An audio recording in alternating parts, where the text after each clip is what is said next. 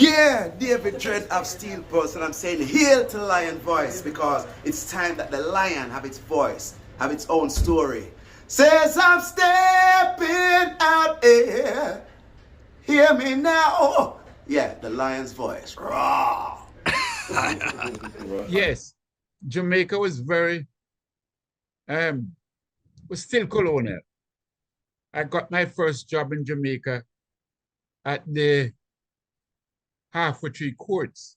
Okay. And they employed me. And after about 2 months, I worked in that job for 2 months. And then they fired me. Wow. Fired me from the court because the court administrator said they didn't realize that I have dreadlocks when they were hiring me. And so they gave me my dismissal letter. Wow. So you yourself face discrimination as a result of your faith in your home country. What did that make you feel like? Make me realize I have to fight more. Yes. I have to fight more because when I reach nowhere yet. Yeah.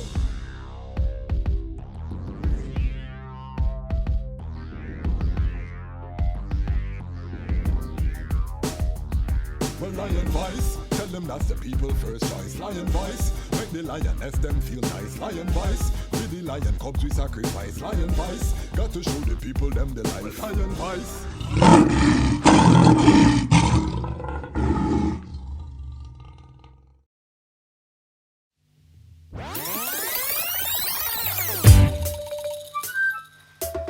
Alex, we're going to get on the 4-7-4-5. I'm going to bang it tire. But the black kid with them put on Cuba and Zimbabwe. Not road. Hey, the Dejazmatch. Start them now. Sometimes in this life you have to go your own way. Me pray for me brothers in Zimbabwe. For me Cuban sisters, I see them and say, the Almighty love all of the people same way. Me tell Babylon them fi open up the gate. Zimbabwe she reclaim her land, that's great. Me love the way the people in Cuba get educate. Me have to ask them in the West why them are so full of hate. Them hate Mugabe and them hate Castro. Them come with them blockade and them embargo. Cause Castro tell them no and Mugabe tell them go. Them want exploit the land and take with for fool. Brainwash education and use and mislead the youth. Them kill Trayvon and them shoot Martin Luther. And millions to Nigeria what they and still not make the news. Mafia trample Babylon and them Gideon boat. Sometimes in this life you have to go your own way. Me pray for me brothers in Zimbabwe. For me Cuban sisters, I see them and say, the Almighty love all of the people same way. Me tell Babylon them fi open up the gate. Zimbabwe she reclaim her land, that's great. Me love the way the people in Cuba get educate. Me have to ask them in the West why them are so full of hate. Me love how the people of Cuba them educate. Me have to ask them in the West how them are so full of hate. Greetings in that divine name of His Imperial Majesty, Emperor Haile Selassie I. Glory and honor in the name of His chosen Queen, Empress Waziri Menen. My name is Kwasi Bansu, aka the Dejazmatch Kwasi, aka Ras Kwasi, aka the Reading Ras, aka the Panafrican Happy Man. I'm a creative industry attorney, I'm an author, I'm an actionist, I'm an artist, and right now I am the host of the Lion's Voice. Welcome to the Lion Voice Network, and welcome to a special edition of Lion Talk, where we hear the lions tell their own story. Tonight we have a very special guest. This is a very special episode for I. Our guest today has had special importance, and I'm on personal trust as a Rastafari attorney. We use the word pioneer, we use the word trailblazer, we use all kind of words to describe those who have gone before I. And today we have such a guest who has blazed the trail as it relates to Rastafari in the field of law, community work, and just a legacy of work over decades. Last night, for those who are watching this, we had a episode where we talked to Ras Tafari of Frontline Publishing, and he spoke that this man was like his brother and about the great works that they had done. I can tell everyone that my very first kete drum, which I have here for this interview, right here, was given to I by this guest. And I still use it to this day to slap up the Vatican room. Who am I talking about? Lion Pride. I'm talking about the great Ras Miguel Lorne. Welcome, Ras Miguel, to the Lion Talk. And welcome to the platform. Greetings and blessings. And I am honored. I'm honored to be on the platform. Each day that I think of the work, I think all that you have done so far, it coming like the work has just begun. Because when I went to Suriname, and I went amongst the Surinamese Maroons, they asked me to take them back home to Africa. I haven't done that yet. When I went to Ijasagoro, the birthplace of His Majesty, when I went to the church there, the priest asked me if I would, the church need repairs. And the priest asked if I would assist in the repairs of the church there. I told him yes. So I haven't fulfilled that yet. So I went somewhere else again, and the Panafricanist people asked me to take them back home. I did meet with a governor from the Mashone province in Zimbabwe, and I did ask him, would he be able to accommodate the Maroons from Suriname to come home? And he said yes, the land is big, woolly there, and so on. So we did start the preliminary talk, but these are works I can tell you from now that I have to fulfill within due time. We give thanks for your diligence and your commitment to community over the years. How we do it on Lion Talk is that we want to get your journey. So please, let's start from the beginning. Where were you born? What was your upbringing like? Were you born into the Rastafari movement? You know, just take us back to the genesis of Ras Miguel. No, I was born at number 1 Mission Road. Mission Road. So from birth, I was born to fulfill mission. But the Mission Road is in the Kingston 13 era of the grassroots era. I don't use the word ghetto. The grassroots era of Kingston, off Walton Park Road. So it's in that region I was born. I was born on the 22nd of March 1953, and I wasn't born into Rastafari. But as I grew up in a yard with enough Rastas. Eventually I moved from 1 Mission Road to 37A Lincoln Avenue. And at that yard at Lincoln Avenue, there was a brother by the name of Gladson Anderson. And he had a piano, and he used to play the piano. And it is in that yard at 37A Lincoln Avenue that reggae music was born. Gladdy was the first man. I'm doing a book now on Gladdy because he wrote a book, a hardcover exercise book, and gave me. And I didn't realize that that was his last will and testament, as it were, because that's all he gave me. And when his family contacted me and asked if he left a will, I told him no. It's years after that I realized, when I'm going through his file, that technically his book was his last will and testament. Gladdy was a man, Gladson Anderson, was the man who invented ska, rocksteady, and reggae. I know people are gonna find it unbelievable that is one man who invented those three genres of music. So I'm committed to putting out that book, which I'm working on now. Growing up in the grassroots era, and Tangle, I went to Rasta Primary School, which is not too far from my home. I went to Rasta Primary. From there, I took scholarship, what they call now PEP, but at that time it was scholarship. And I passed for Woolmer's Boys, and that's where I did my secondary education. From Woolmer's Boys, I went to the University of the West Indies, and that's when I studied law. So it has been in the grassroots here, it has been a tumultuous journey. Yes. I remember when I went to Barbados to study law, the first letter my mother sent me, it had in 10 pounds. You know, she always had this habit of putting the money in the letter and actually come to, and I don't really remember losing any, because she always put, if it's even 2 pounds, if it's even 5 pounds. But I remember the first letter she sent, it had in 10 pounds. And that was such a glorious 10 pounds.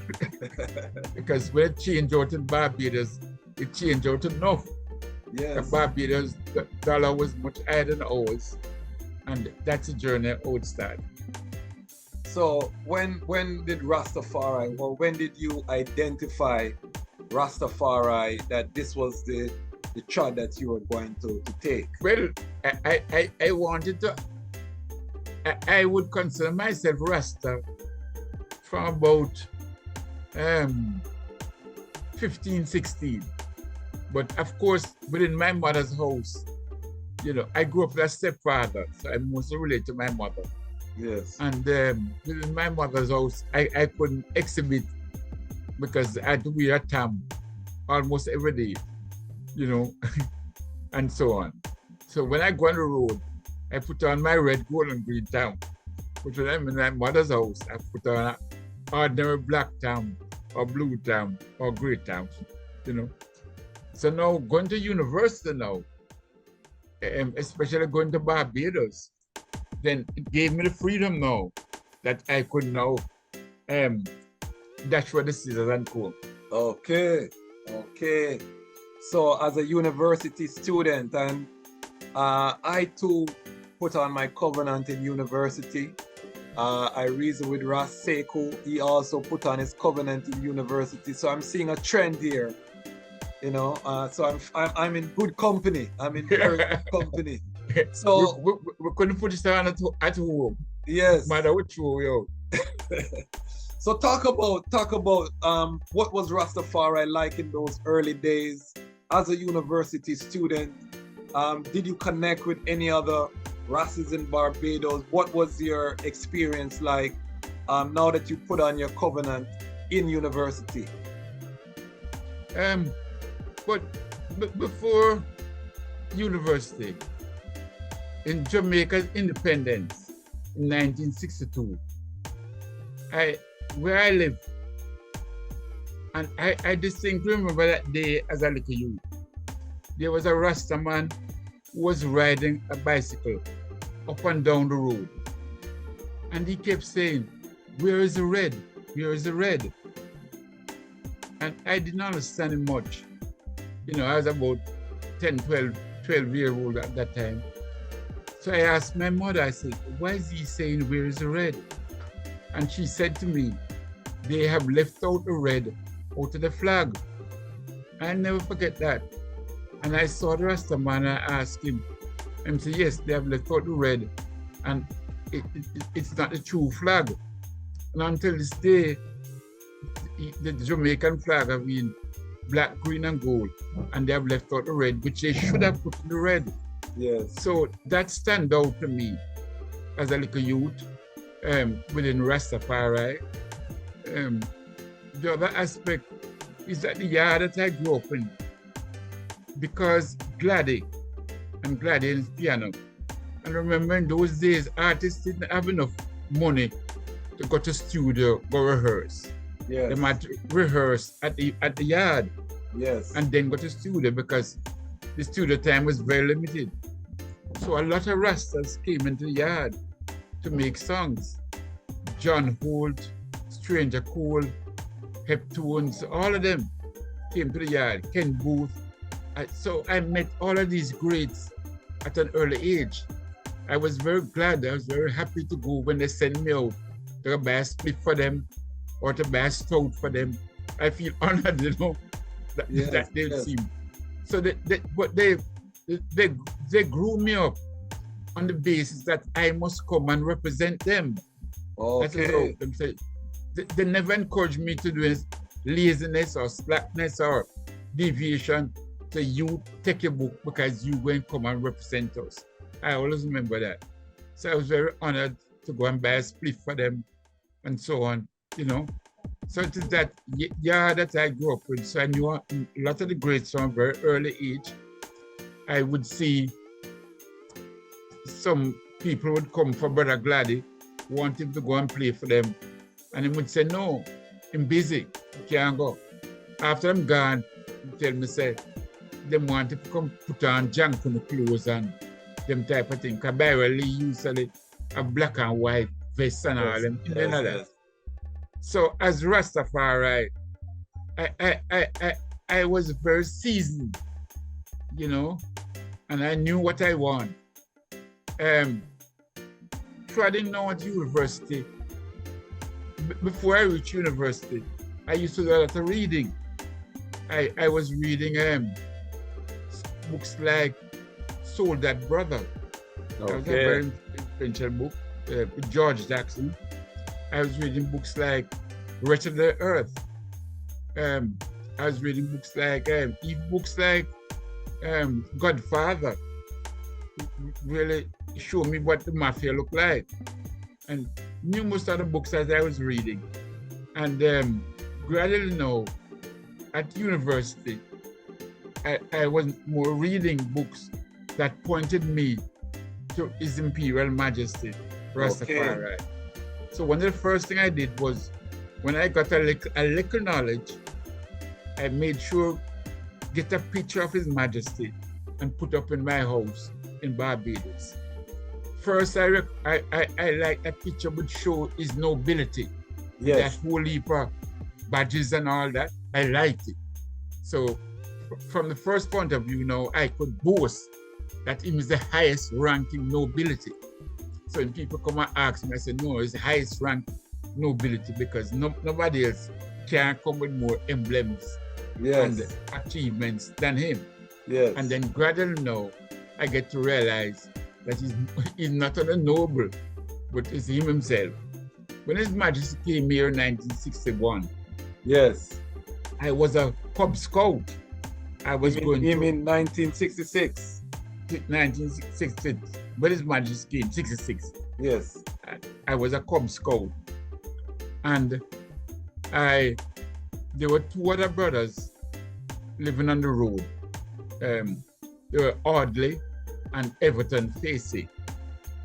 And the two of them, along with myself, we wanted to go to the stadium to see His Majesty because we had heard so much about him. So the Rastafari hold him in high esteem, so great. We can't make him come and we don't see him. So, but my mother didn't, because of the crowd, she didn't want to send me alone. Yes. So when Audley and Everton were going, their mother said she would come along with us. And we were little youths. How old were you at the time? 66 in Chrome. I was born 1950. I was about 30. Okay. I was about 30. So their mother came along with us and we went to the stadium to see His Imperial Majesty. It was very glorious for me, glorious at that age and that stage because so much Rastaman living, come in the yard and so much Rastaman congregate beside the yard. There was an open land and whole heap of Rastas used to go there. And I remember the write up on the wall, INRI, I-N-R-I, I Nigos rule Israel. So that stood out to me So I want to see who is this Negroes that rule Israel. Okay. So we went to the stadium. Now, but before I go to the stadium, I said to myself, boy, this crowd that going to be at the stadium, as a little youth, we now get near to His Majesty.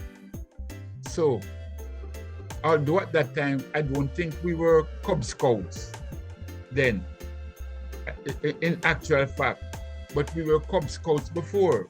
So we had the uniform. So I suggested to the other two, let us wear our uniform and go to the stadium so that we get to go near to His Majesty and get to see him. So I put on my Cub uniform and the three of us, and we went so that I could get near to His Majesty. Yeah, that was interesting.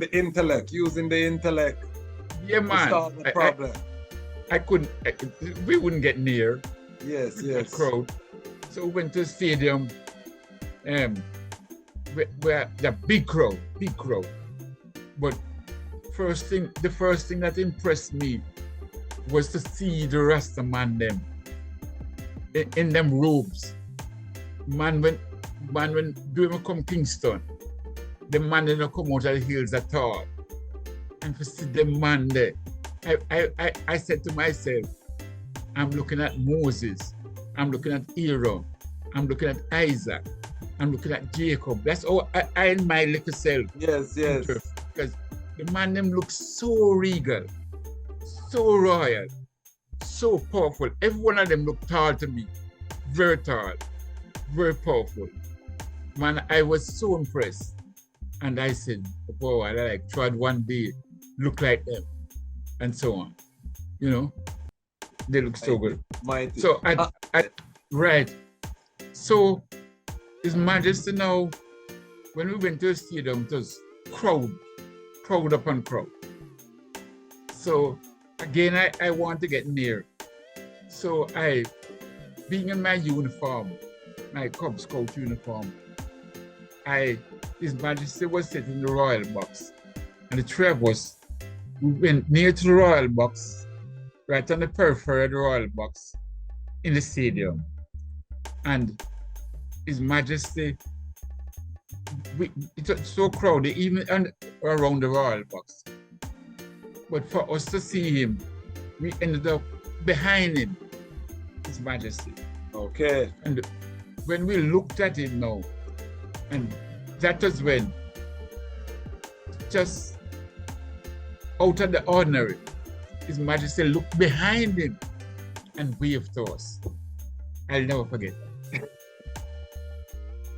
Mighty. So that impact at 13, obviously, you went to college with that embedded inside of you. You start to grow your Congo at the university in Barbados. What is the next stage of your development after leaving university now with a covenant? What was the next stage of your life? No, university is a big thing now. Okay. Because going to Barbados in the Eastern Caribbean, you're now amongst other brethren and sisters. And I was fortunate enough in the sense that whilst in Barbados, you had the Desmond Trotter case going on. Yes. You know, because he was tried for a crime which he did not commit.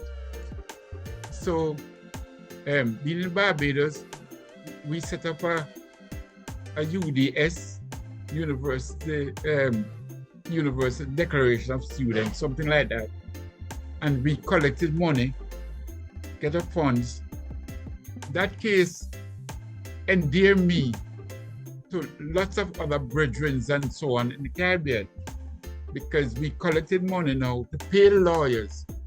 And Maurice Bishop was one of the lawyers for Desmond Trotter. Okay. So I'm going over to Dominica to pay Maurice Bishop and to meet other lawyers now to say, look, you got to see this brother. And then Desmond Trotter's brother, Vivian Trotter, came to Barbados, and we arranged a meeting there, a fundraising event and a meeting that he could explain to our students and explain to the other people the importance of the case. So that you know, even before I leave university, I was involved in this type of movement, and we supported Desmond Trotter to the best of our ability. Although he was still convicted, we still continue our support. So that endeared me to the Eastern Caribbean a lot. I made sure I traveled to all the islands in the Eastern Caribbean. I made sure we did certain work. So whilst there, the amount of work, we had brothers and sisters now in when the case of the Grenada Revolution, a group of I, Brother Seiko, Rashango Bako, and a group of us went to Grenada, and we wanted to keep a Rasta conference in Grenada because we knew Bishop from the Desmond Trotter case. We went to see Bishop and we explained to him. He put us on to a man named Ouso and said Ouso would carry out the logistics to make sure the Rasta conference keep. So we met brothers like Nang Nang and other brothers in Grenada now, and so on. But Ouso was a terrible man. So by the time we were there, we started the planning, but I had to go back to St. Lucia. But by the time I reached St. Lucia, I heard that Desmond Trotter, who had been free by the time, came to Grenada and also locked up Desmond Trotter. So I had to call, there's a brilliant lawyer named Miles Fitzpatrick. Miles Fitzpatrick is from Guyana. I had to call Guyana and say, Miles Fitzpatrick and said, please, you've got to make sure that Desmond Trotter is released. And so I fly back now to Grenada, and Desmond Trotter was released. Then from Grenada, we flew to Trinidad, myself and Desmond Trotter, and they lock us up for the night. Wow. in Trinidad, because we couldn't get a flight out to go where we want to go. So we just had to go take the first flight out of the place, which was going to Trinidad. That's where me and Desmond Trotter went. And they locked us up for the night, and the next morning, they allowed us out. So, you know, we go through some great, because the only reason why I'm locked up. How old were you at this time? That time we would have been, let me see, about, that time, no, I was a lawyer. Okay. So you're a young attorney, still early in your profession. Yes. Desmond Trotter, otherwise called Ras Kabinda. Yes, he's legendary. Yes, he's in Ethiopia now. Yes, I'm in contact with him. We'll have him on this platform. I'm sure we'll interview him on this platform. Legendary story. Yes, and a legendary story because he was freed by a hurricane. Yes. Garvey came down in a whirlwind and freed the brethren. So that story is one of the legendary stories in the annals of Rastafari. Yeah, and man. He went to Shashamane, where he still resides today. He has been at the forefront of the development in Shashamane and a lot of work. So we'll definitely reach out to Ras Kabinda to come on this platform. Ras Sekou also spoke of that that time. He also spoke about the first anniversary of Grenada, where many were invited to Grenada to celebrate the first anniversary of the revolution.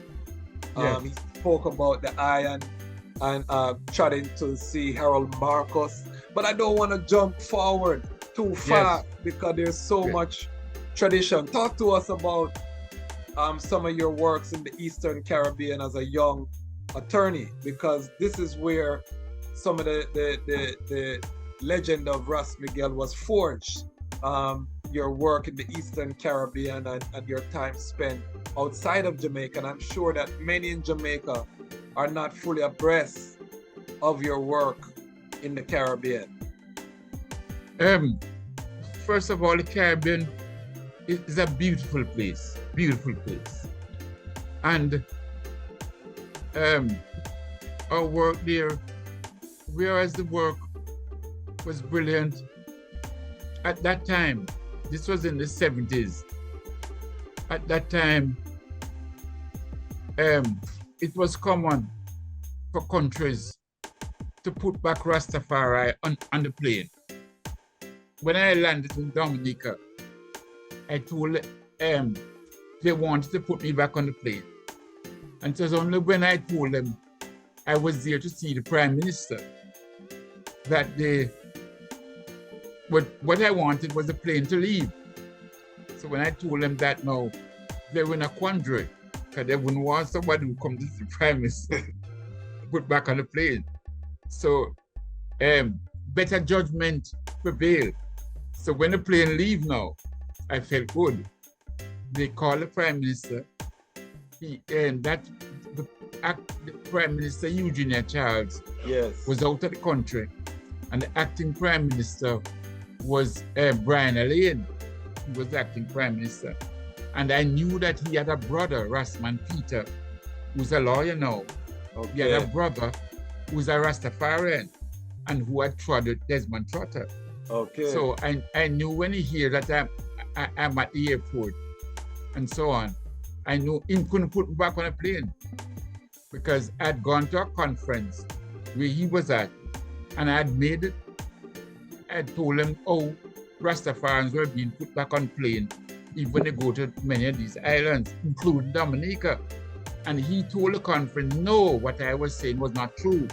They don't put you back on the plane in Dominica. So he now, when they contacted him from the airport and so on, so the commissioner of police carried me from the airport to see him. I said, boy, this man says he's here to see you. So he says, but I have an appointment to see you, Ras Miguel. I said, no, but remember the conference when I told him that they put people back on the plane, you said no. So notice that this commissioner of police was going to put me back on the plane. So I had to tell him to have an appointment to see you. So the whole thing, the long and short of it, was that they give me a certain time in the country. I didn't need all that time. Yes. I just wanted to address the brothers on Africa Liberation Day. That was what we were celebrating. And then I wanted to move out. So in quite some islands I went, they gave me 1 day. 1 day I had to think. But by then, I knew how to live. So although, for example, when I went to St. Kitts, they gave me 1 day. But 1 day, I showed the film of His Majesty visit to Jamaica. I traveled with it with me. I showed the film at 3 different places in that 1 day. You know, we went around and we showed the film. And we had a reasoning, we had drumming. So in the night, when the last plane was leaving, and they see me come at the airport, because they were hoping that I overstay, you know. They were given 1 day, they was hoping I overstay, that them could arrest me. Yes. But that didn't happen. I did my duty, I showed the film, and I was able, you know, and so on. And they were surprised that I was ready to go on the plane and leave after 1 day. That's in St. Kitts. Yes. In going to Tortola now, I was actually going to do a case to represent a family named Skelton family. And in Tortola, they had a rule that no Rastafari is allowed. In going over to, I went to Tortola and presented my papers and everything. I was now going back to the trial because it's an interesting case and I should really find out how it ended. There was a piece of land that the Skelton family had occupied for years, over 100 years. The family had lived there. Some Scottish people came to Tortola and wanted to capture the land because the land was the land that loved the beach, and they wanted to build a hotel, and the family didn't want it. The father of the family was a Garveyite, And he said, no, his grandchildren will come and build a hotel. He's not giving up the land. So government saw him as an obstacle, but he stood strong. So they use the aspect of Rastafari now and wanted to keep me out. When I landed, I remember the Premier airline. We landed in Tortola. On our way over to Tortola, there were 2 pilots on the plane. One pilot was very frantic, very frantic, and there were some of the passengers who were very frantic. I didn't know why, but I just sat down cool. When we landed now, we realized that the plane had developed an engine leak and could have blown up any time. Okay. So we were very, when they told me, I said, boy, there's no prayers, you know. The Prime Minister or the Premier of Tortola came to the airport tonight and ordered that the plane fly out and that I be taken out of the country. The pilots told him, no, they cannot fly a passenger on the plane because the plane had developed a gas leak. It's bad. He said that he will lock me up and lock the pilots up.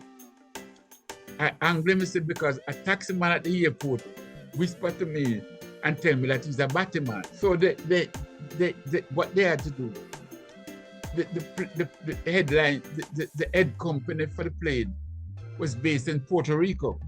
So that night, they raided Puerto Rico to send a plane for me because by international law, they couldn't put me on a plane that the engine is leaking. Yes. So they sent a plane specially for me. They had to put, because I was the only passenger, they had to put sandbags on the plane. I didn't know that you had to do that because the plane would have been too light. Okay. So they had to put sand in the seat that you'd have passengers. They put sandbag because I was the only passenger, and then they flew me to Puerto Rico, and so the pilots now was able to fly the sick plane behind my plane and come to Puerto Rico tonight. So that's a whole episode. This is an important history because a lot of people wouldn't believe that level of discrimination happened to Rastafari. And I'm a lawyer. And all because I stand Rastafari. Exactly. In so when Puerto we Rico, talk about reparation, we have to look at internal reparation in the Caribbean because there was a lot of economic damage done to the community because of these discriminatory policies. This is in contravention to the Declaration of Human Rights that guarantees freedom of movement and things, and this is discrimination on the basis of a way of life. So I'm glad that you are, sharing this experience with our viewers, because some of our viewers are young and they've grown up in a world where locks are, everywhere to be seen as a fashion, and they're on t-shirts, and every Caribbean island is using them in their tourist trade to try to entice tourists to their shores. But that was not always the case, and I'm glad that you are highlighting what you have lived in terms of the persecution and how you were traveling through the Caribbean to try to champion those without a voice. So talk to us about, what were some of the notable moments from this period of your travel? Well, when the plane took me to Puerto Rico tonight, Mark, at that time I didn't have any US visa or anything like that. Yes. But of course, they told me that wouldn't be a problem. While sitting in the manager's office, the manager of the airline at the airport in Puerto Rico, while sitting there in the night, I saw a BWIA, British West Indian plane. Yes. So when I looked through the glass, from top glass, I saw the plane. And I knew the Caribbean well. So I know that hour of the night, the plane is flying south. Any plane flying south must be going to either Barbados or Trinidad as their home base. So I asked the manager, can I go on it? Because I'd prefer to be in a Caribbean country other than Puerto Rico, because all I was thinking of is that Puerto Rico, them so much pork, so much this. I didn't want that. Yes, So the plane was going south to Antigua and then to Trinidad. So you should see me, the manager, he was the one who carried my bags. He carried my bags. You should see the two of us because the passenger carried to load the plane. Couldn't go fast enough. And you should see us running, my brother, running, you know. So the manager tell him to hold the plane. And so they swing me up through the pilot door in the front. They swing me up now. So because the plane stopped at the beginning of the runaway and had to wait for me and so on. So I swing up, I go in the plane. So I do have no ticket to go to Antigua, you know, I do have no ticket. So when people are wondering what holding up the plane, them see me up here. So I traveled to Antigua tonight. And this is where I have to mention Ras Frankai. When I landed at the airport in Antigua too had a policy that they did not allow Rastafarians to come in the country. Okay. So I had to call Ras Frankai the night. But I could have come off plane either in Antigua or Trinidad. But try to know Ras Frankai more, I come off plane in Antigua. When I phoned Ras Frankai the night, he had to come to the airport in his pajamas. He came in his pajamas. Wow. Because they would allow me to come in if somebody would vouch for me. Yes. So Ras Frankai came late night to the airport, and that was how I was allowed to come in. So it was a really dramatic day that day, my brother. When are we gonna see the Ras Miguel feature film? Is something in the work? Something in the works, I'm hoping, because this is cinematic. Yes. I leave that up to you all. So talk about your work. When did you return to Jamaica? I returned to Jamaica about 1981. Okay. Yes, I did some work also in St. Lucia. Okay. And, you know, so I that's the home of Bongo Wisely, our great Yes. elder there. What was the work that you did in St. Lucia? Well, we had to form the Ayanola Rastafari gathering Okay. there, and some other court work and so on, you know. Was that after Bongo Watu went to those places, or before Bongo Watu traveled to those places? And for those who are not familiar, Bongo Watu was a Nyabingi elder who traveled through the Caribbean, spreading the Nyabingi order to most of these islands. I'm not sure the exact dates, but was that before or after Bongo Watu had trod to these places? It was before. Before, okay. No, Bongo Watu, because I remember Bongo Watu came to the Students' Union at the University of the West Indies in Barbados. Okay. When he came with himself and Ikeal. Yes. Himself and Ikeal Tafari, Yes. of blessed memory, and Ras Nesbet. The three of them came to campus and they beat the Rastafari drum, beat the Nyabingi drum. So they went before me. As a matter of fact, I remember the newspapers in Barbados, because they said Ikeal looked like Jesus, you know, with his locks coming down. I said, boy, Ikeal looked like Jesus. And Bongo Watu looked like Daniel, because with him nuts going up in the year and so on. So this was very strange to Barbados. In a way, they were saying, boy, we send Ikeal to university in Jamaica and him come back now with dreadlocks and all of them things there. And thing. But you know, Ikeal was very was very articulate. Yes, He could explain. He's a brilliant man. He was Very from the high brilliant. society in Barbados too, right? Yes. But being articulate, and he read a lot and all that, he was able to explain Rastafari in such a dynamic sense that even those who don't like Rastas, but they might love IK. So that helped me a lot now on the campus, that as a young Ras now, and so on. So IK was in Jamaica when I was in Barbados. Okay. When IK come back to Barbados, I was in Jamaica. Okay. So when you were in St. Lucia, what year are we talking about? We're talking about 79 to 81. Okay.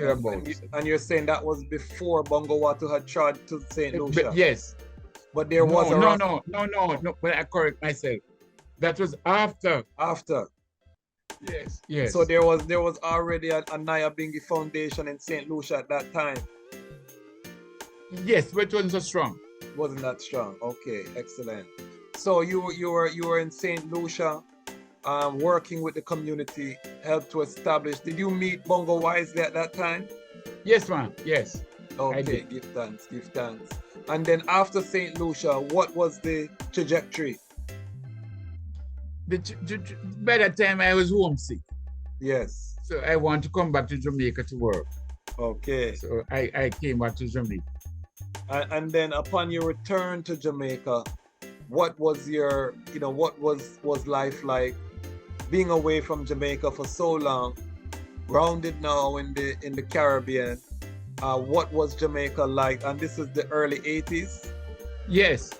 Jamaica was very, was still colonial. I got my first job in Jamaica at the Halfway Tree Courts. Okay. And they employed me. And after about 2 months, I worked in that job for 2 months. And then they fired me. Wow. Fired me from the court because the court administrator said they didn't realize that I have dreadlocks when they were hiring me. And so they gave me my dismissal letter. Wow. So you yourself faced discrimination as a result of your faith in your home country. What did that make you feel like? Make me realize I fight more. Yes. I fight more because when I reached the way, yes. You know what I mean? And I wanted other young attorneys, to feel free. There were other brethren who had Rastas in them, but were afraid to grow their locks. Yes. So I want to show them that you can grow your locks and be mighty and powerful. Wow. And so after being fired, what was your next move after leaving the courthouse? I decided to try the earth as Rastafari. Yes. As to whether or not it was proper for a Rastafari to be a lawyer. Okay.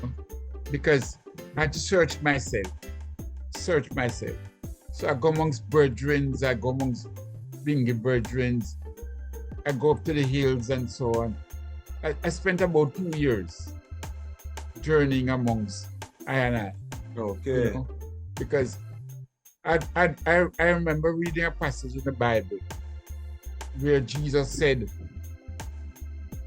"Woe unto you lawyers, because you have taken knowledge for yourself." Okay. When I saw that, I said, wow, but you have taken knowledge for yourself. So I decided to complete the law and to be a lawyer now. When I read that passage, because I said, no, if I do not take knowledge for myself, but I disseminate knowledge, this is why I'm on radio. I'm not being paid to be on radio. So if it's even 1 day a week, I go on radio, I do other things.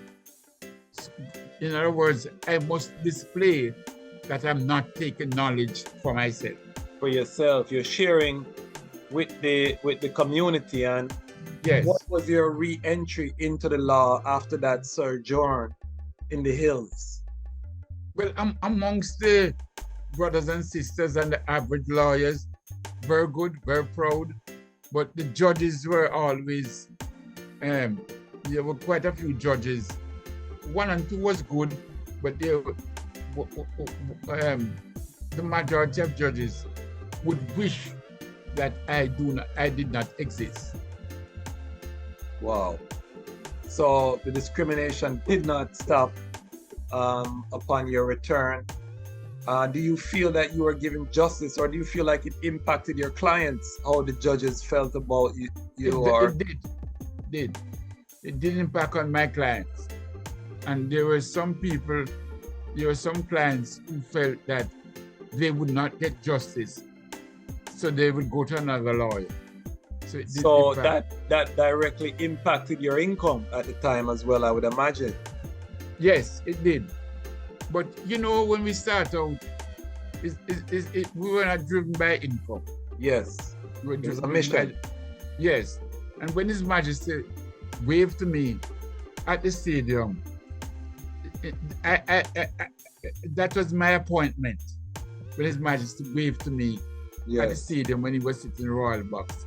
In other words, he has now appointed me that I must do Rastafari works, and that must be the paramount in my mind. So let's talk about His Majesty, because one of the things I love about the eye, I learned so much about His Majesty from the eye. We know that in Rastafari, we have a lot of brethren who are Rastafari, but they're more Rasta on the basis of the culture, meaning they don't know much about Kadamawi, Haile Selassie and his reign, and they can't call up much facts. You're not one of those brethren, because the first time I learned about some of the court cases that were filed by His Majesty for the injustices of foreign companies as it relates to development in Ethiopia, the cable and wireless and all of these cases, I learned these things from reasoning with the eye, and this intrigued my young mind as a young attorney. Talk to us about your research into Haile Selassie and what convinced you that this small man in stature, short man, this figure from across the sea, who all of these trappings. How do you come to the realization that this man is the Almighty in flesh and bone on the throne of David? His Majesty is very legal, very legal, very loyal, and His Majesty deal with the law, which the greatest lawgiver must be the Almighty. Highly. Because His Majesty is the only head of state that I read about, that I know about, that give the people a constitution. Yeah, as head of state. Yes. We can see the example right now. It's the other way around. The people are asking for certain things and have to take power. You know what I mean? His Majesty, no, he divested power from himself. Yes. By giving them a constitution. Critical point. Yes, he had absolute power, but he divested from himself by 1931 when he gave the people of Ethiopia a constitution. Right through in the cable and wireless case, up to now we don't get justice in that case, because His Majesty brought the case in the English courts. He won the case because he had given cable and wireless a certain amount of money for them to run certain cables in Ethiopia. They started the work, but the war came and they were not able to finish the work. So His Majesty in England at the time, when he needed resources, he asked cable and wireless for the money. This is a trick.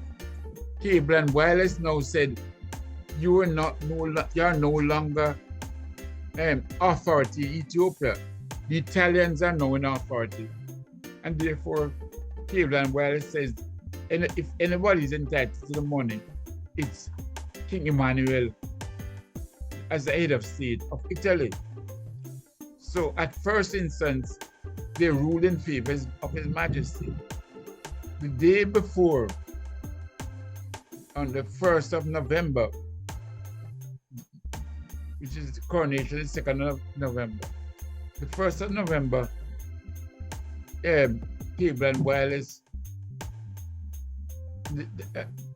invited King Emmanuel of Italy to join in the case and to petition for the money.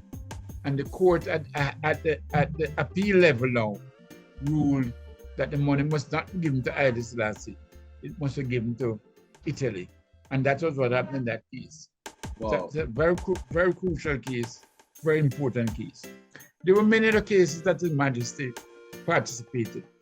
For example, most people don't know that His Majesty brought a case in the International Court concerning Namibia. Yeah. Namibia was deemed a trustee country, and they had appointed Namibia to South Africa. And South Africa at that time was under apartheid. Yes. His Majesty brought a case in the International Court to say, no, you can't give Namibia to South Africa. And then, strangely enough, Marcus Garvey had also petitioned that to make Namibia the home of UNIA members. And they said no. And the other countries gathered together. And so by a majority of 8 to 7 ruled that Namibia go to South Africa and not to Ethiopia. Yeah. There are other cases, there are many other cases that His Majesty brought. There was a case, a brewer company. But another important case was that His Majesty, His Majesty did so much to my brother. We just make noise and talk. His Majesty, the Bank of Ethiopia, Yes. did not get recognition during His Majesty from the international financial world. So, but His Majesty wanted a Bank of Ethiopia. So on the international scene, His Majesty now used the Bank of Egypt to do his international work for him. Yes. So he put a certain amount of money in the Bank of Egypt, but the money was ostensibly for Ethiopian international duties. Egypt being vexed and conniving because His Majesty removed the head of the church from Egypt. Yes. And many ones don't know what go on behind the scene now. Egypt confiscated the money that belonged to Abyssinian Bank, the Ethiopian Bank. Okay. When His Majesty asked them for the money, them play all sorts of games and shenanigans. His Majesty now had to bring a case against Egypt, whites in England, for the money. Okay. Up to this day, they have not given that money to His Majesty. So, all these cases I read up, I study up, and say, wow, His Majesty. So I have not given up, even though I've spoken to Ethiopians. When I went to Ethiopia, I met with the Attorney General. The Attorney General at that time, the people, the Tigrians were in power when I went to Ethiopia. Yes, yes. So they were not so favorable to my arguments. But I showed them it's important that they support us in our fight to get dignity. So it is something I've to deal with. I must point out that when I first went to Ethiopia, I went to Ethiopia from Ghana. I did not have an Ethiopian visa. And I slept at the airport the night and they put me back on the plane next morning. It's ironic because when I looked into one of the bookshops at the airport, I saw there was a book on Ethiopia, which I have printed. So I said to them, imagine my book is here and I can't be here. And so I look at the chart and I see those countries that can come in without visa to Ethiopia. And I, a black man from black country, can't enter. So that's one of the great travesty. I was so glad when the Tigrayans were kicked out. Give thanks, give thanks. There's a lot of tribal strife. I've been doing a series on Ethiopia on my channel. We're praying for the peace and the end to tribal and ethnic conflict between Ethiopians at this moment. So in terms of, you mentioned your book, talk to us about Head Start Publishing, when Head Start got started.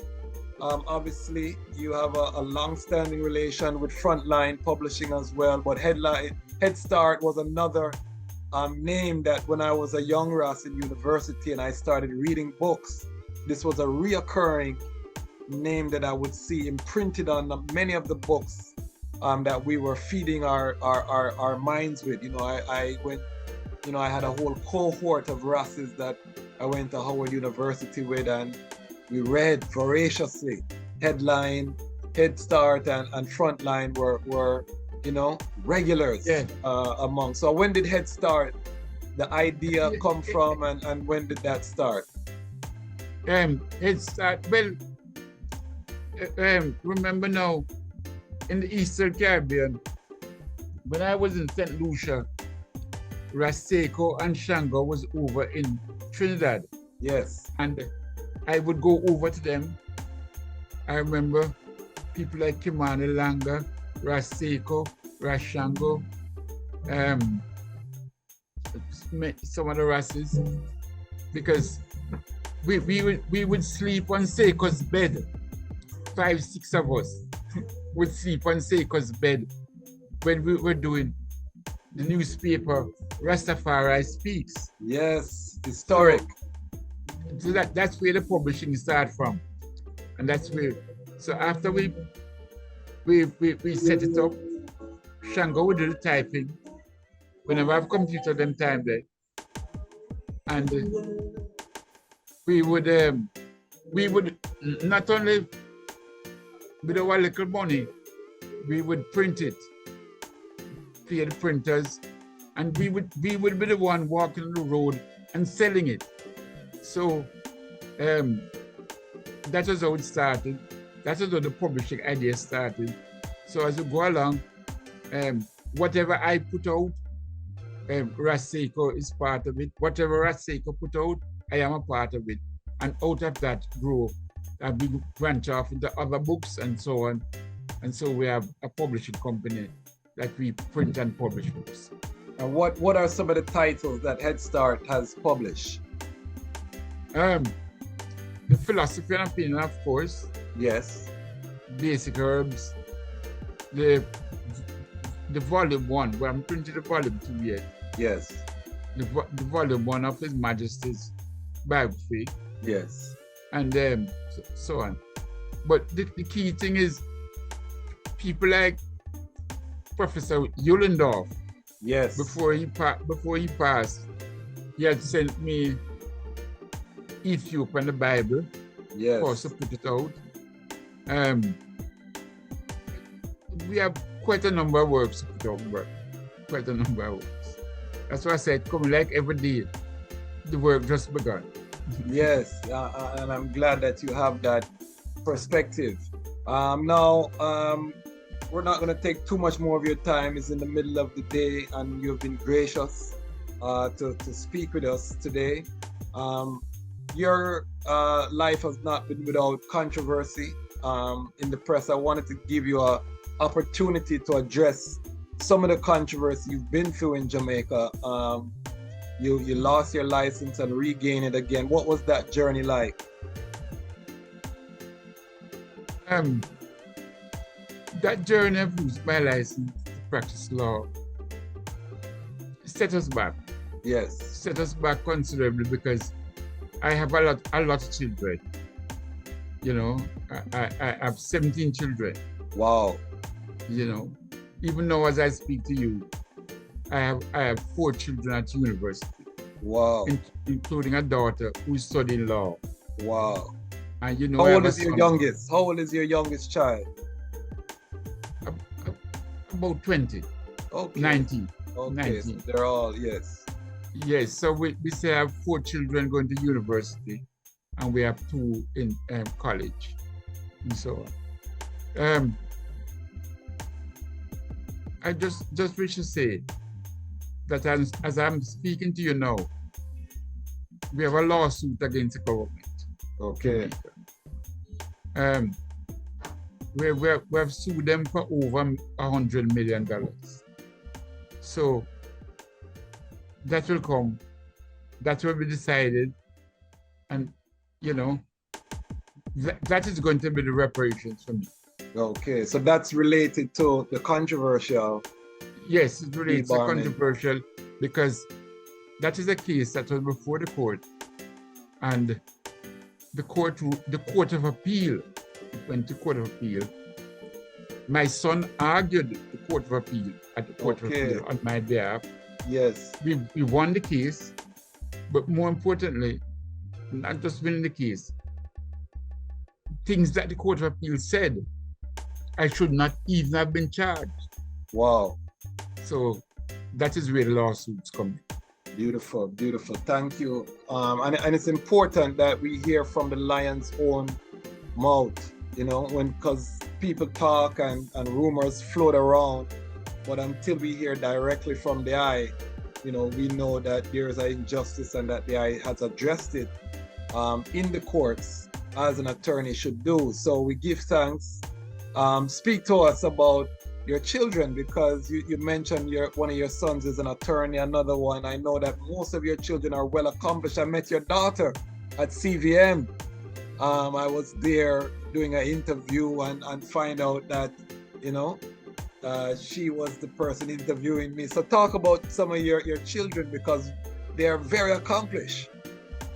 Yes, like I said, you have one that is an attorney, over next one that is now studying law.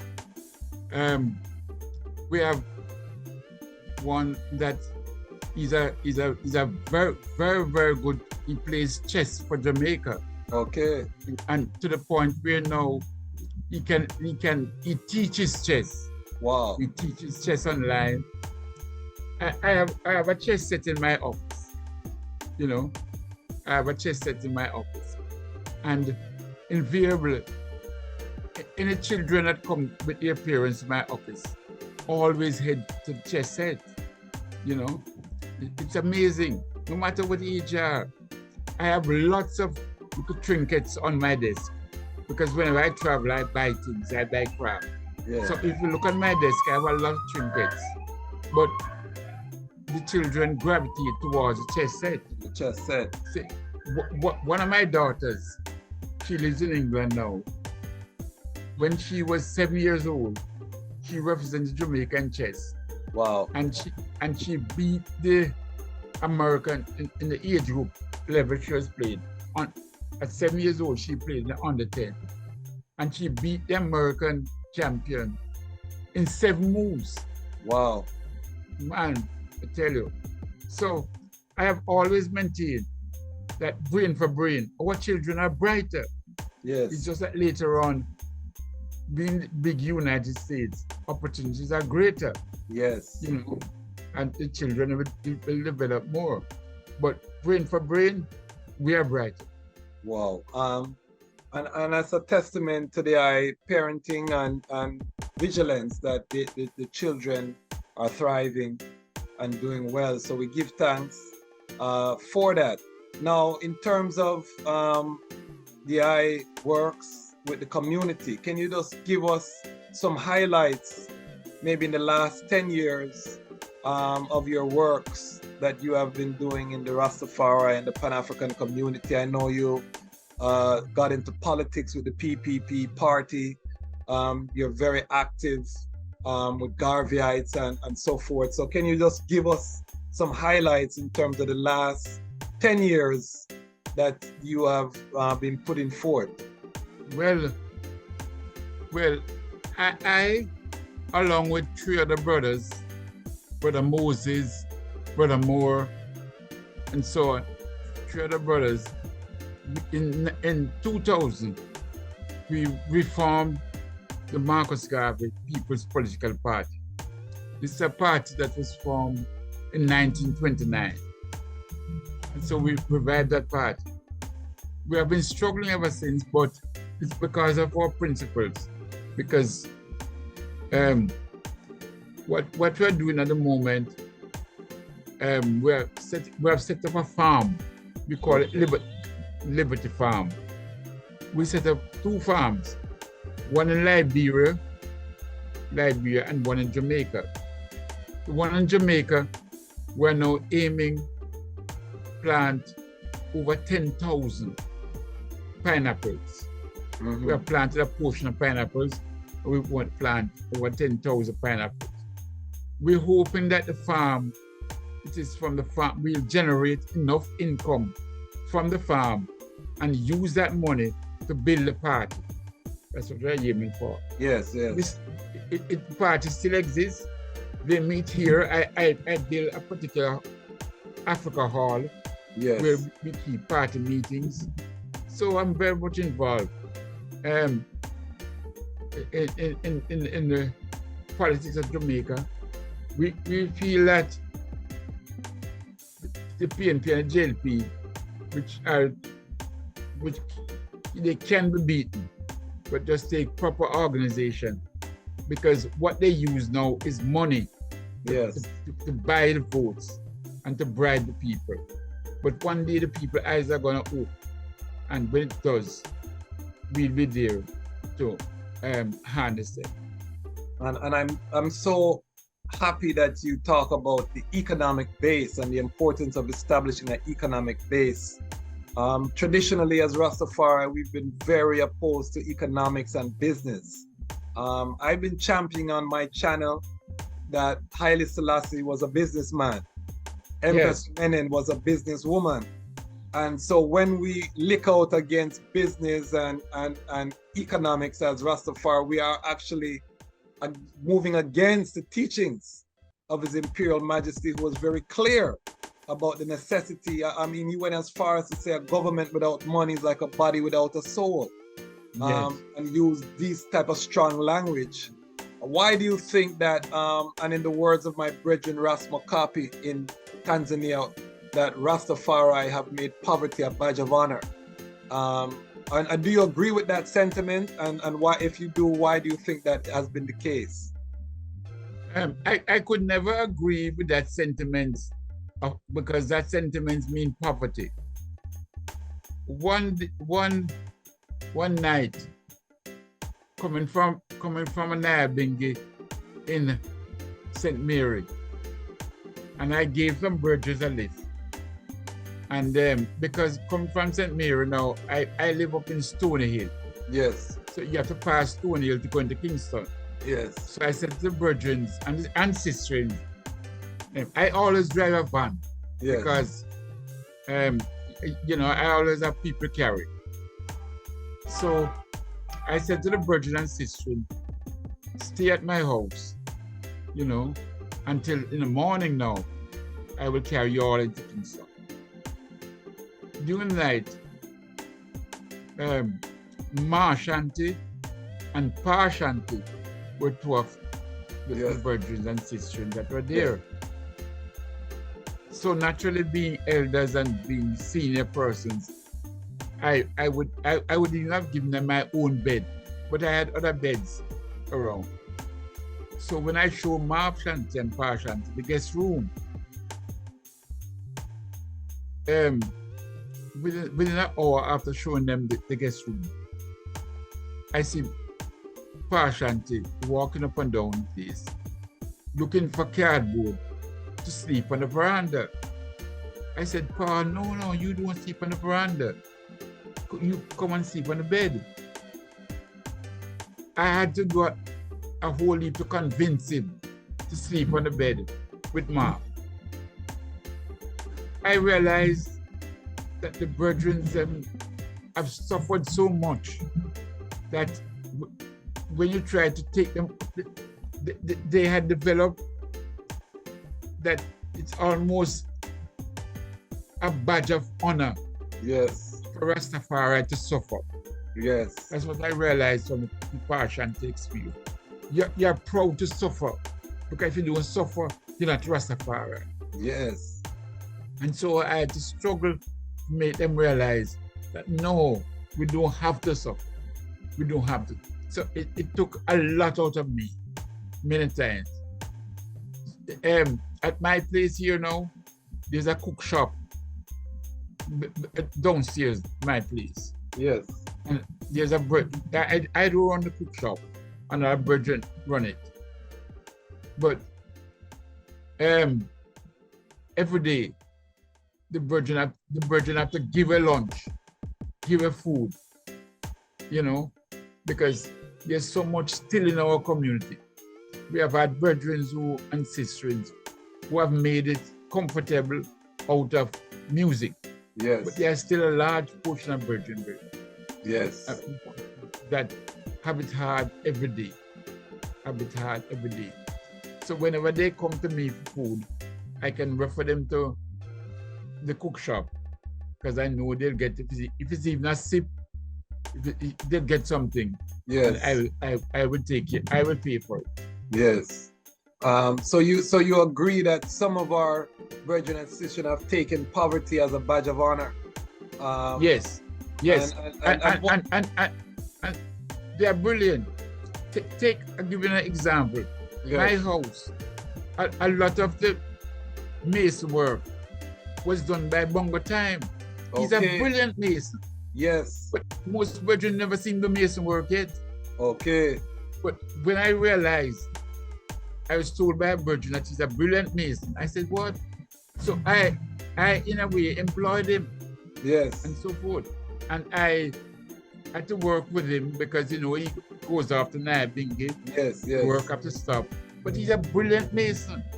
Yes. I learned that from Nana Faraika, who said that her father employed many of the brethren, Ras Miguel, Bongo Time. A lot of them were skilled tradesmen. Well, Bongo, what's his name again? I'm seeing him right now. He passed recently. Bongo Smithy? No, he had gone up to the brethren them. The slim brethren.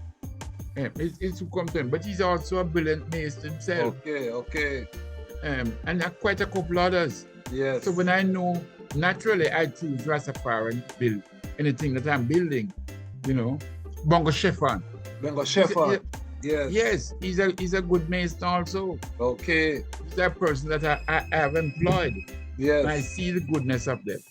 Wow. But after them work for me and so on, I don't send them work for nobody else. Yes. You know, Bongo Isla, who used to live with Rasta Ivy, yes. He's a very good tiler. When him tile your house, it's safe so long. He's a very good tiler, brilliant tiler. He has tiled my house. So, you know, we have some very, very great brother and skilled brother in the community. But yet still poverty persists. Yes. We do not have a business culture. Yes. And this goes, you know, I have to big up 12 Tribe to an extent, because I think they have done it the best. But even in 12 Tribe, I think they would agree that, you know, they could have gone further in terms of business, but they were traditionally seen as a business house of Rastafari, but particularly within the Nyabingi. And I think Bobo Shanti, during the time of Prince Emmanuel, they had the broom and the industry. I just interviewed Priest Lamont, and he was speaking about during Emmanuel time how they were so industrious in terms of the brooms and the crafts and these things, but we haven't developed a business culture, and this is so important as we move forward into this era of repatriation. So it's so much to talk about. We're you know, I don't want to stretch it out. This will have to be a part one, because there's so much that we can touch on. Your work spans so many decades, and it's so powerful. Just finally, before we seal up, talk about the work you're doing on Best FM, and then let the people know how they can contact you, how they can support head start, how any works that you want to highlight, or you want my audience, which is the Lion Pride, to support and to be aware of the work that you're doing. So talk about the Best FM, and then talk about how ones can contact and reach them. Best FM is owned by Rastafari. Yes. And so I decided, I used to do the Sunday morning program on IRFM, you know. Okay, I didn't know that. A lot of people don't know. Yes. I am the one who set the stage that Sister Cabo is now doing on IRFM for years and so on. Okay. So I had that experience. I did a couple of years at IRFM and then take a break. And then when Best FM came on the scene now, I put a proposal to the owner. He liked it. And so I jump on board every Wednesday between 6 and 10 o'clock. I do the program, Bitter Sugar. Yes. Bitter Sugar on Best FM. In terms of what I would like now is that the farm, Liberty Farm is in St. Catherine. Yes. It's not too far. To give people an idea, it's not too far from Pinnacle. Yes. I need help. I need help on the farm. So if a brethren listening and can give a day, every now and then give a day work, we can plant more pineapples. I'm into pineapples. Okay. You know. What drove me into pineapples was that we used to plant corn, we plant other things, and the people and goats in the area used to eat it down. When I plant pineapple, the goats don't eat that. Okay. So, you know, and because I love pineapples otherwise. Yes. So generally, you know, we need that help. In other areas now, we're planning to put out a newspaper because I have my own printing press. Yes. I have a two-color Heidelberg printing press. Okay, excellent. And I have a small Davison. So we're planning to put out our own newspaper so that people can get an idea of what we're doing. Okay. So the work is there, my brother. The work is there. We give thanks for you taking the time this afternoon to speak to us, to speak to our audience. This is a great honor, as I said, for myself as a young attorney, and I'm sure we're going to have aspiring attorneys that are Rastafari around the world. This audience spans around the world. We are building a multimedia infrastructure Rastafari owned on YouTube, which, as the I may know, is the second largest search engine on the planet. So, you know, we feel very important that we're in the space where young people are searching for information, YouTube. And so, you know, having this interview will serve as a repository. You know, when people search for Rastafari and the law, this will come up. So we definitely give thanks. And this will be part one of many. We will invite you forward anytime you have anything you want to share. You have a home here to get out your message. We're growing rapidly right now on the platform, and we're striving to continue to grow. So I just want to thank you again on behalf of our audience, the Lion Pride and the Lion Pride on Patreon. And it's so important that we speak to elders such as yourself because of the knowledge and the works, because we don't want to reinvent the wheel. We want to build out the car and the vehicle so that it operates not just for us, but for our children and our children's children. So thank the Ras Miguel. Thank everything that you are doing, that you have done, the sacrifices that you have made, because you could have relinquished Rastafari and become a huge multi-million-dollar attorney and, you know, all of the trappings in Jamaica, but you chose to stay with your community and suffer great sacrifice because of your decision to not cut your covenant, to hold fast to the Rastafari principle, You've taken a lot of slander, abuse over the years, misunderstanding, and you have stood firm in your tradition. And we give thanks for your steadfastness. And this is why we built this platform, specifically because the time has come for the Lions to tell our own story. And this is the Lion's Voice. Lion voice.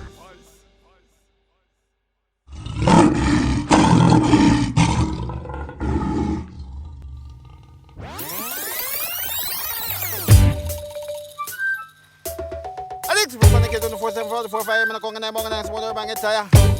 But the black kid with them put on Cuba and Zimbabwe.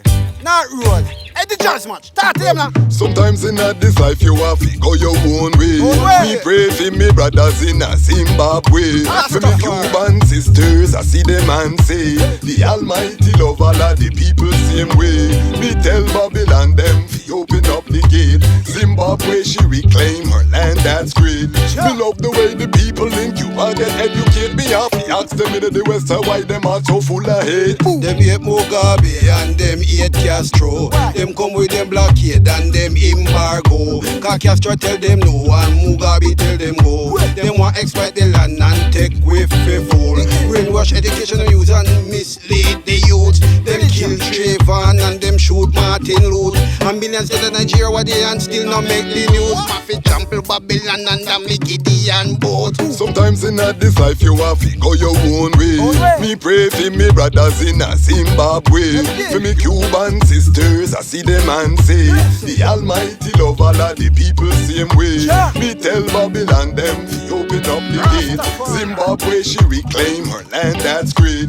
Me love the way the people in Cuba get educated. Me have to ask them in the West why them are so full of hate. Me love how the people at Cuba them educate me. Have to ask them in the West how them are so full of hate.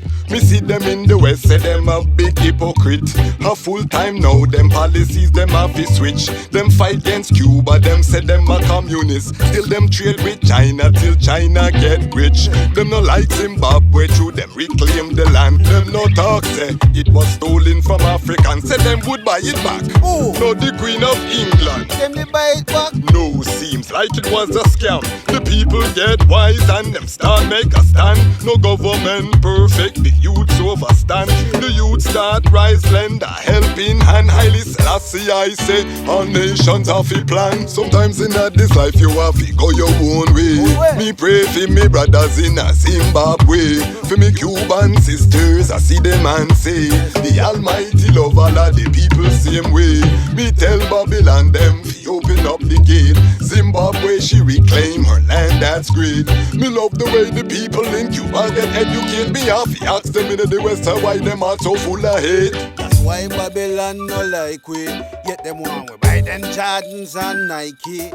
Yo, them have chairs just fit fight with. Ooh, Jordan and the one Charles Barkley.